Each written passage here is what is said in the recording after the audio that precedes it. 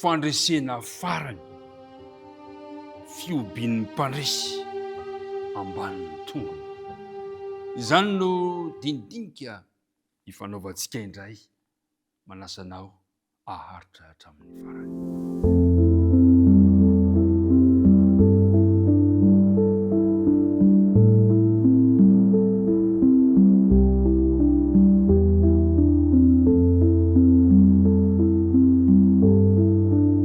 Ampifaliana mandrakariva no hitafana, ifampiresahana ionana aminao any toerana maro samihafa izay misy anao ary misaotranao manaraka tsy tapaka ity fandaharana ity. Ny faniriana dia izao hitondra fitahiana, hitondra fanavaozana, hitondra fanoloran-tena misy kokoa hatrany antsika anie izao fiarahana izao. Ka dia miarabanao indray tafahoana soamantsara ary tonona mandrakariva hoana sy ny ankonanao ny fiadanan'ny tompo. Iaraka hivavaka isika mialohan'izao dinidinika izao. Andriamanitra rainay io, rainay amin'ny alalan'i Jesosy Kristy tomponay ianao. Andriamanitra izay mitantana sy mivimbina anay, manome anay ny zavatsoa rehetra izay ilainay amin'ny fiainana. Andriamanitra mbola mikarakara ary Andriamanitra mbola mivimbina anay. Misaotra anao izahay fa noho ny aminao dia tafahoana soamantsara indray amin'ny alalan'izao fandarana izao. Ankehitriny ary dia mangataka anao mba hanaisotra ny tsy fahatanteranay ary aoka mba tsisy efitra mampisaraka anay aminao Andriamanitra. Mangataka ihany koa izahay ny fanaina masina mba hitari-dalana anay ka hampianatra anay ny teninao. Anarana Kristy nangatana izany vavaka izany. Amen. Ambanin'ny tongony fandresena farany. Ny salamo fafito amby efapolo no andeha isintonantsika fampahirezana ity androany ity. Salamo ihany koa nefa faminaniana izay hitranga any aoriana. Izao no voalaza amin'ny andininy voalohany ka hatramin'ny andininy fahaefatra manao hoe: mity ahafantanana ary firenena rehetra, miobia ho an'Andriamanitra, fa Jehovah no avo indrindra ka tokony ho atahorana. Mpanjaka lehibe ambony tany rehetra izy, mandresy firenena maro izy ho ambanintsika, ary firenena samihafa ho ambanin'ny tongontsika. Mifidy ny lovantsika ho antsika izy, dia ny voninahitry Jakoba izay tiany. Ry mpiara-midinika namana, ity salamo fafito amby efapolo ity dia miresaka ny toerana isy antsika any amin'ilay fanjakany Kristy. Faminaniana sady ny amin'ny toerana misy antsika any amin'ilay fanjakany Kristy. Ny azo ambaradiny ankehitriny dia izao, mpiara-midinika namana isany, tiako ny hampahiranao fa miratra ny ho avy any aoriana any.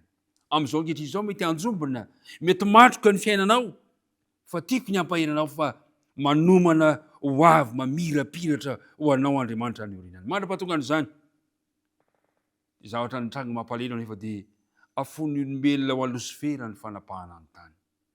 Tadiditsika tsara ve ao amin'ny bokin'ny Jaotoko voalohany andininy fafito dia nisy fanontaniana napetraky Jehovah tamin'ny Satana manao hoe: avy taiza ianao hoy Jehovah?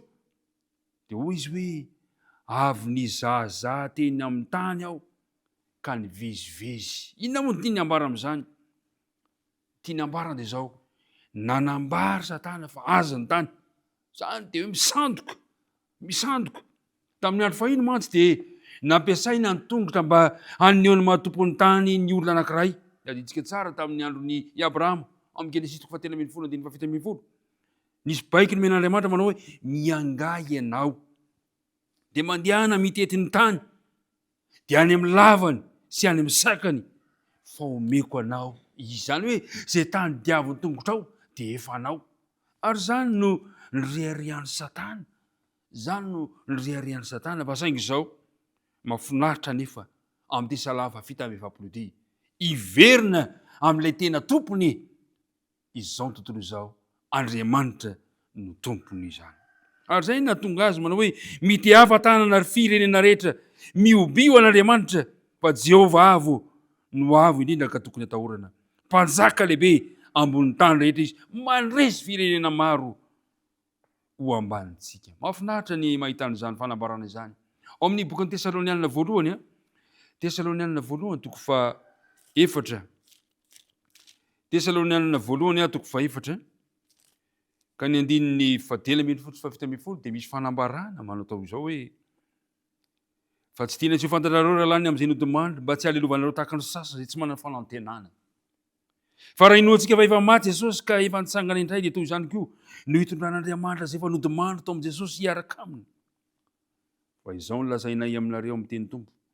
Isika izay velona ka mbola mitoetra mandra-piavan'ny Tompo dia tsy mba hialoha izay hodimandry tsy akory. Fa ny tenan'ny Tompo no hidina avy any an-danitra amin'ny fiantsoana sy ny feon'ny arkanjely ary ny toam-pirenan'Andriamanitra ka izay maty eo amin'ny Kristy no hitsangana aloha. Ary rehefa afaka izany dia isika izay velona ka mbola mitoetra no akarina hiaraka aminy amin'ny raha ny tsenan'ny Tompo ho any amin'ny habakabaka dia ho any amin'ny Tompo mandrakariva isika. Izy fiverenan'i Jesosy eny amin'ny raha lanitra ary ny mpavoavitra kosa amin'izay fotoana izay hiakatra eny amin'ny raha dia tsenan'ny Tompo. Izany hoe eny amin'ny raha lanitra ny rendez-vous. Ao amin'ny Zakaria kosa nefa dia misy fanambarana. Zakaria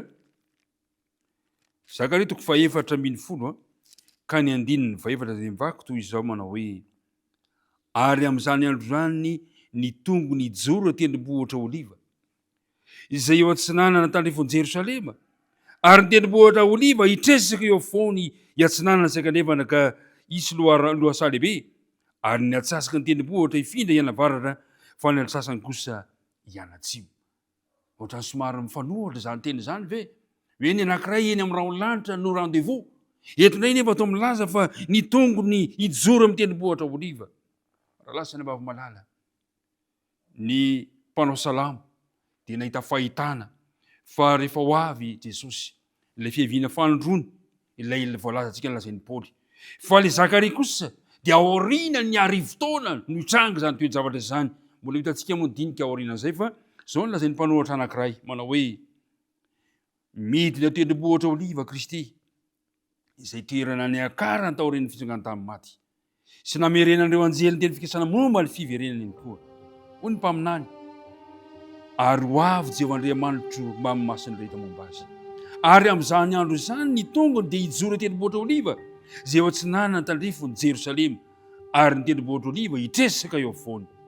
Ary ho mpanjakany tany rehetra amin'izany andro izany dia iray no Jehova sady iray no anarany. Ry mpiara-midinika namana isany rehefa midina avy any an-danitra Jerosalema vaovao aorianan'ny arivo-taona izay sady kanto ny mamirapiratra dia hipetraka amin'ny toerana efa vonodiovina sady vao manandray azy ka hidina eo amin'ny tanàna masina Kristy miaraka amin'ny vahoakany sy ny anjely. Eo ilay fanantenana ho antsika tsirairay avy, fandresena farany, fiobin'ny mpandresy.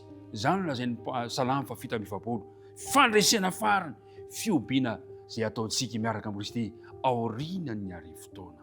Amin'izay fotoana izay iriko mba ho eo isika tsirairay avy. Io ny fanantenana azo antoka, io ny fanantenana ho ahy izay nilazain'ny mpanao salamo 7:20. Salamo fandresena, salamo fiobin'ny mpandresy amin'ny farany. Tiako dia ny ankehitriny dia mba ho mpandresy miaraka amin'ny Kristy izaho sy ianao. Ny tompony ombantsika tsirairay avy. Hivavaka isika. Andriamanitra rainay any an-danitro, misotranao izahay fa nampatsiahivinao anay indray androany fa aorian'ny arivo-taona dia isy toe-jahatra afinaritra ny indray fiterana, fiombiana satria hipetraka eto amin'ny tany ity ilay Jerosalema vaovao hidina avy any an-danitra, tanàna kanto sy mamirapiratra. Irinay Tompo mba samy ho eo amin'izany toerana izany izay amin'izay fotoana izay. Ioby satria nandresy hatramin'ny farany. Tandano ary izahay ankehitriny mba ho mpandresy any kio eo amin'izao adiny fiainana izao. Vavaka tononona sy angatany amin'ny anaran'i Jesosy. Amen.